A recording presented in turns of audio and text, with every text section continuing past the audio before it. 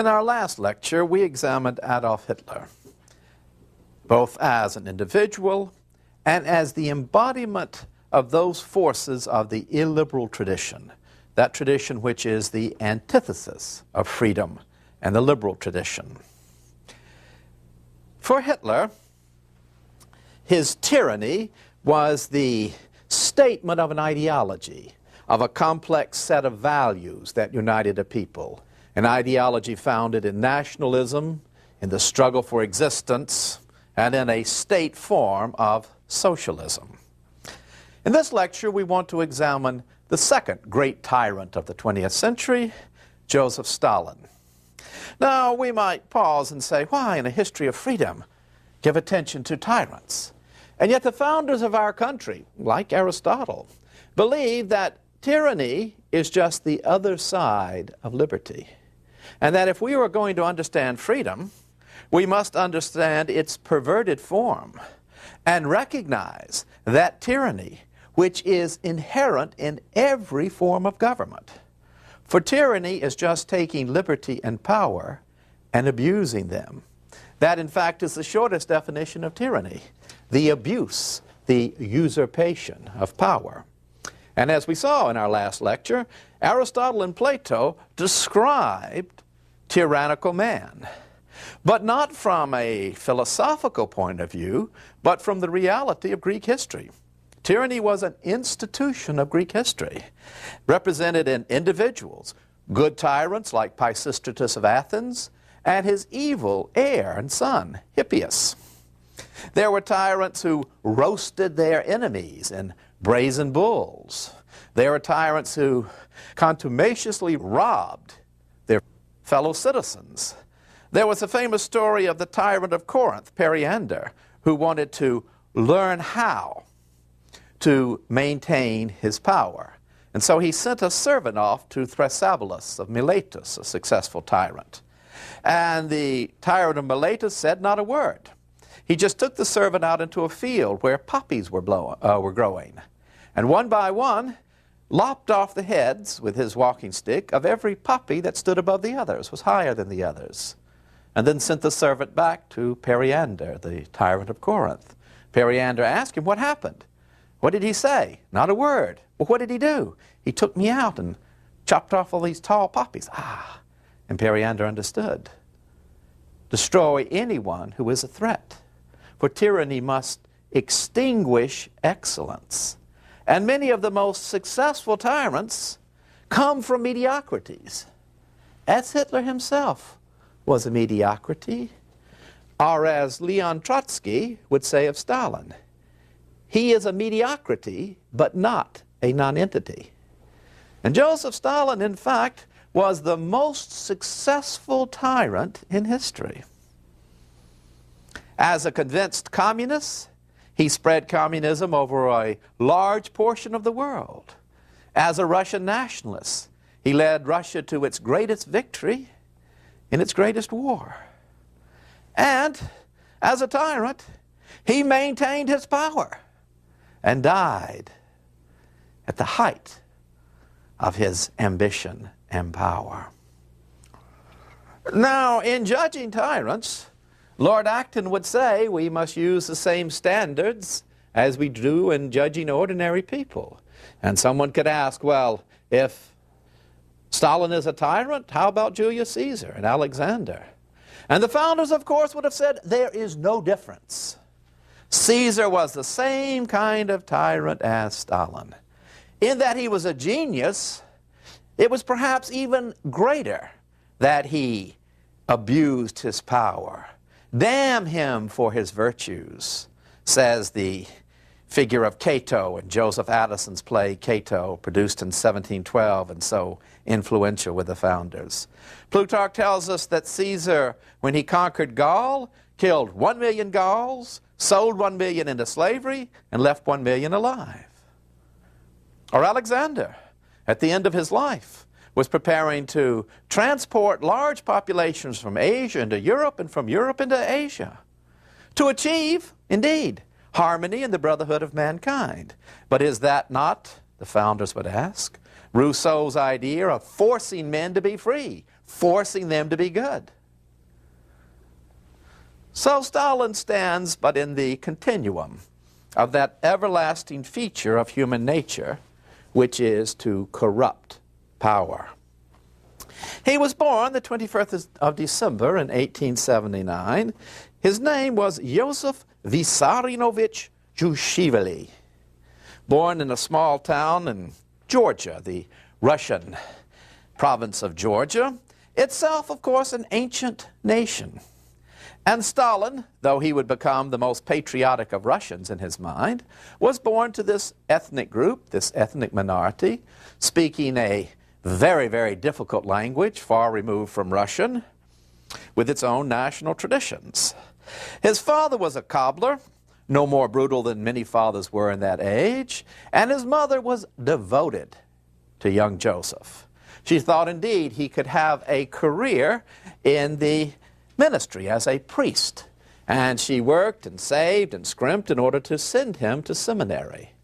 As with the rest of his family, Stalin never spoke of her with any fondness. That old whore, he called her, and refused to go to her funeral in later years. But she doted upon him and sent him off to seminary, where he studied and learned, studying hard at Russian, though he never totally mastered that difficult language.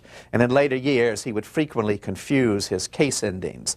And on one occasion, perhaps more than one occasion, he would use the wrong case ending at an important meeting, and then everyone afterwards would have to use it, lest he be embarrassed and get angry. But he learned Russian, he learned Church Slavonic, he studied Greek.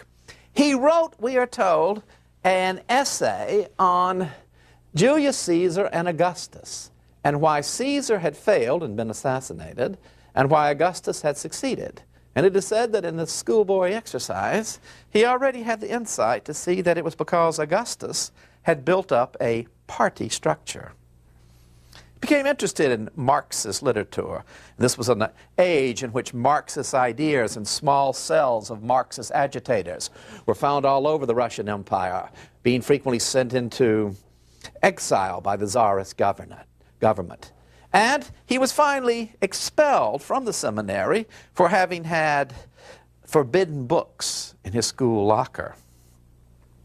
But he kept a certain liturgical manner of speaking on formal occasions, and he imbibed a sense for doctrinal orthodoxy, not in church matters, of course, but in Marxism, and the ability to expel and even kill those who were, in his minds, heretical Marxist.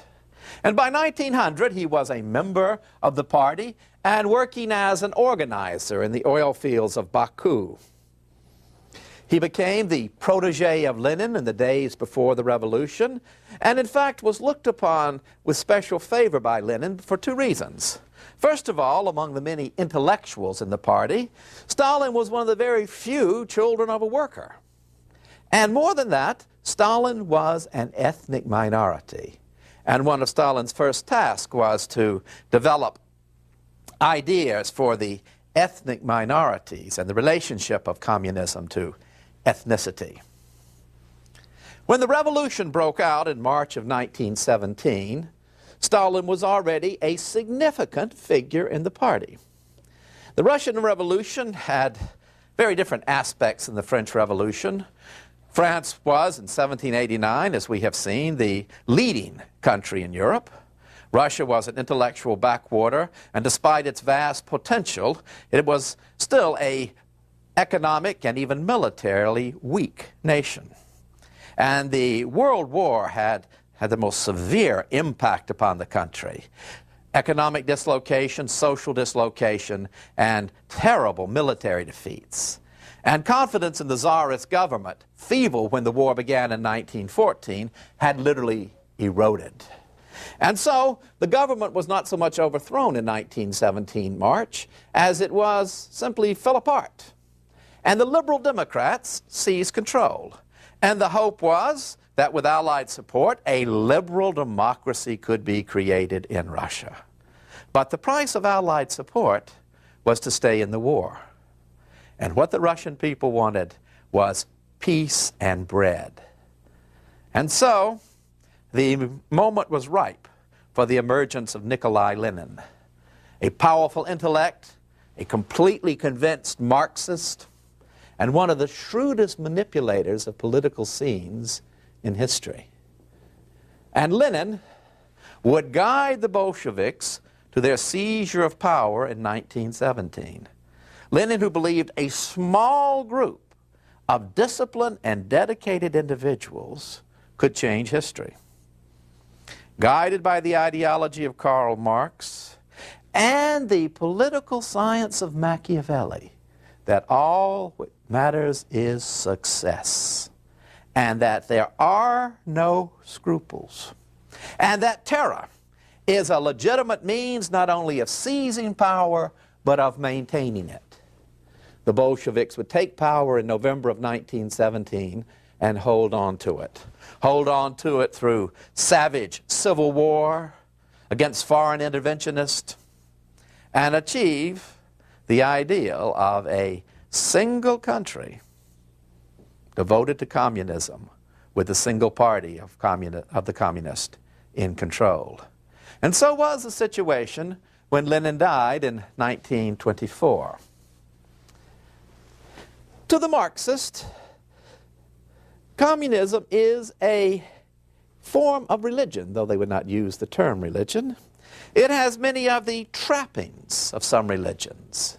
In Karl Marx, it has its founder, its Bible, Das Kapital, and Lenin assumed the role of a St. Paul, the transformer and spreader of this gospel. And so Stalin was careful to associate himself with the memory of Lenin. Now, Lenin himself had grown increasingly skeptical about Stalin and had warned colleagues after he was incapacitated by a stroke that Stalin was too crude, too violent to assume control of the party. But Stalin himself had carefully collected in his hands the real sinews of party authority, control over the party bureaucracy as chief secretary, and carefully manipulating patronage, putting his protégés into significant positions, he would, by 1929, emerge from the most savage internecine struggle as master of the Communist Party and master of the Soviet Union. More master of the Soviet Union than perhaps any czar had ever been over Russia, and shown himself utterly brutal. No amount of service to the party in the past, not even friendship with Stalin in the past, mattered. His way to power was over the bodies of the oldest of Bolsheviks, anyone who challenged his authority, anyone who even seemed to be a potential enemy. He had long dropped the name Zhushvili. In his revolutionary days before the party triumphed, he had been called Koba, after a figure in a Georgian romance, an outlaw who had fought for the rights of the poor, sort of Jesse James. But he then became Stalin, the man of steel. And as he said when he laid his first wife to rest, "She was the only one who could touch me. From now on, I am no longer Koba. I am Stalin." But his old revolutionary associates would remember the Koba of the past, and one of them, tried during the purges of the 1930s, would leave behind a note. "Why must I die, Koba?" And that note was found among very few papers in Stalin's desk when he died. The 1930s would see him centralize and consolidate his power by a series of purges of the oldest Bolsheviks. One by one, they would be led to confess to the most astounding crimes, collaborating with the Germans, part of a great revolutionary movement led by Trotsky, who had been driven out of the country to overthrow communism. They would stand up and make these confessions in open court. course, we understand how they had been broken by psychological pressure, sometimes by the most brutal forms of physical torture. But every one of these murders was legal. They'd all signed their confessions. Again, we come back to the ideas of Machiavelli about how a leader keeps power. First of all, you must eradicate without any clemency those who are a threat to you. And you must always be engaged in big enterprises. And Stalin was a master of the big enterprise. Already in 1928, he launched the first of his 5-year plans. The figures were always ridiculously inflated, but cut off from all other knowledge. The Soviet people believed them, that steel was being produced at record amounts. And these 5-year plans were part of the progress of the Soviet Union that won the admiration of Western observers. And then, the collectivization of agriculture. Already Karl Marx had spoken of the need to have collective farms, and Stalin now put it into effect.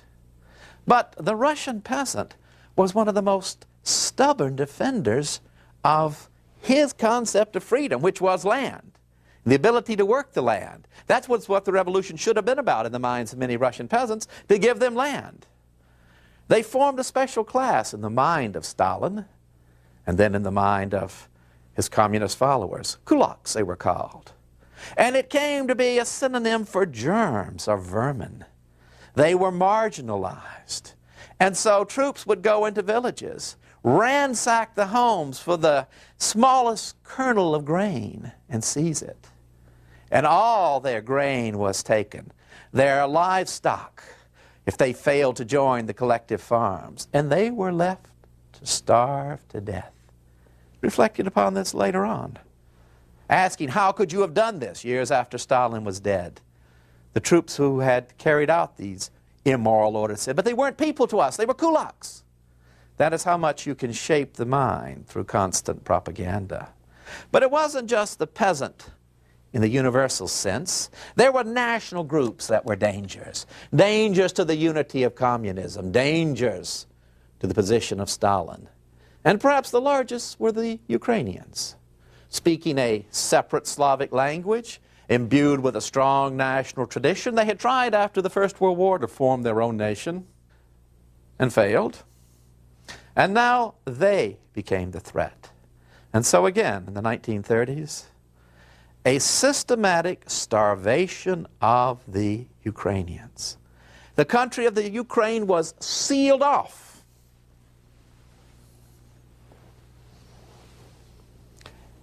No food could be taken out of it except at the order of the government. And that food was put into great warehouses and stored, while people died in the streets of Ukrainian villages, towns, and cities, just starved to death, until we learn, after the fall of the Soviet Union, that some 7 million Ukrainians died in this enforced famine. Stalin's second wife, like many others at various periods with Stalin, thought, but he must not know that this is happening. If only word could be brought to Comrade Stalin, he would stop it. She tried to tell him, and he swore at her in the most vicious terms. And then later that evening at a dinner party, he not only abused her verbally, but threw a cigarette at her. And she went home and killed herself. And Stalin would say, she betrayed me. And then, having solidified his power through the collectivization of farms, he now began to worry about those conspiring against him at the party level. And starting in 1936, a series of purges one by one, removing the leadership first of the party and then of the armed forces, so that the highest levels of command, both the Army and the Navy, were decimated. All of this legal. Each of these people swearing to have been in collaboration with the Germans. And the Soviet people allowing this to happen. For it occurred not only to party members and high army officers, but ordinary citizens, in a random form of terror. We might take you and drag you away from your home at night. Your neighbor's watching as you go. Bring you up on charges. Have sworn testimony against you of things you never dreamt of doing, like sabotaging the work at your plant, and then sentence you to 10 years in a labor camp. And so was created what the great Russian writer Solzhenitsyn would call the Gulag Archipelago, that vast continent of labor camps, set in areas so inclement that 40 degrees below zero was still a temperature at which people were let out to work. Vast projects like canals being dug that were not for service, but rather simply to work prisoners to death. And the word might go out one month, use up prisoners, that is, work them to death. And on a scale that dwarfs everything in human history, millions and millions of his fellow citizens were worked to death, simply murdered in these labor camps. The one thing Stalin had not clearly foreseen was Hitler. And he thought that perhaps he could deal with Hitler and signed a pact with Hitler. And he professed to be astounded when Hitler turned upon him and invaded the Soviet Union on the 22nd of June in 1941. But the Soviet people, because of Nazi brutality and stupidity, didn't use this as an occasion to overthrow Stalin. They rallied to him. In fact, they said, he is the only one strong and brutal enough to bring us through this. And he was. Whatever the cost, the Russians and the Soviet people would hold. And in the end, he would break the German army. And his troops would march in triumph through Berlin and bring back the Nazi battle standards and put them down at his feet. He had conquered more than any Russian czar before him. And he proved himself to be the shrewdest of negotiators. For as the war went on, his negotiations with Winston Churchill and Franklin Roosevelt increased the victory of the Soviet Union. For he would gain almost all of Eastern Europe. And the Allies, who had gone to war to protect Poland in September of 1939, now gave that brave nation up to their bitter enemy, the Russians. Bulgaria, Czechoslovakia, Hungary, the little nations of Lithuania and Latvia and Estonia, all of these part of a great new Russian empire. And the betrayal of the hopes and promises of freedom by the Allies at the conference at Yalta. And so the Second World War would end, leaving Eastern Europe under a tyranny as brutal and blood-stained as the Nazis. And the next 50 years would see a world balanced between destruction and freedom. Now, we can certainly say that men like Harry Truman were great leaders, but it is also true that the United States, in the immediate aftermath of the Second World War, squandered a position of moral authority and military strength without precedent in history. By possessing the atomic bomb, the United States had the power to force the Soviet Union to give freedom back to these nations. We did not do it. And it took us several years to understand the tremendous danger posed by this system of thought, this communism, this idea that made absolute demands upon the conscience of an individual.